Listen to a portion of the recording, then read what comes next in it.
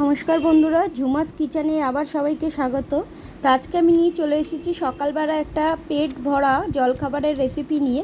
মাত্র দুটো রুটি দিয়েই এই রেসিপিটা বানানো যায়, কোনো তরকারি লাগবে না। তো তার জন্য আমি দুটো রুটি নর্মাল আটা দিয়ে মেখে বেলে নিয়েছি এবং কিছু সবজি কেটে নিয়েছি।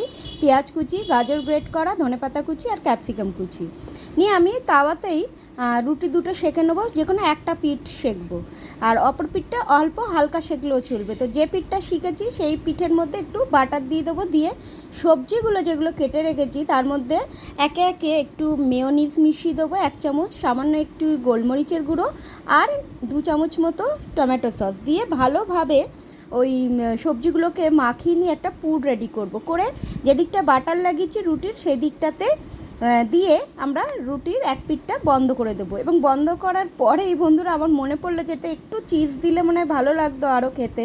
তাই জন্য আমি একটা চিজকে দুটো ভাগ করে নিয়ে হাফ হাফ করে দুটো রুটির মধ্যে দেখো পুরের উপরে এইভাবে রেখে দিয়েছি। দিয়ে এবারে তাওয়া তো গরমই ছিল, কারণ সবেই রুটি দুটো করেছি। তো যাই হোক, আবার গ্যাসটা জেলে তাওয়ার মধ্যে ওই রুটি দুটোকে ওইভাবে বন্ধ করা অবস্থাতেই বসিয়ে দিলাম। দেখো, তোমরা দেখতে পাচ্ছ যেদিকটা কম শাঁকা হয়েছিল এখন কিন্তু রুটি সেদিকটাই বাইরের দিকে রয়েছে, আর বেশি শাঁকা দিকটা ভিতরেই রয়ে গেছে।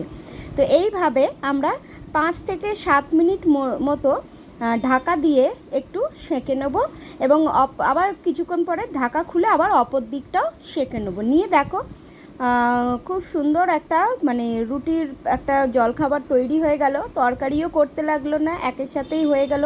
এবং যারা অফিসে যাদের সকালবেলায় বেরোতে হয়, হয়তো ভাত খাওয়ার টাইম নেই, তারা যদি এটা খেয়ে বের হয় তাহলে কিন্তু অনেকক্ষণ তাদের পেটটা ভর্তি থাকবে, কোনো অসুবিধা হবে না। তো আজকের ভিডিও এই পর্যন্তই। কেমন লাগলো অবশ্যই কমেন্টে জানিও।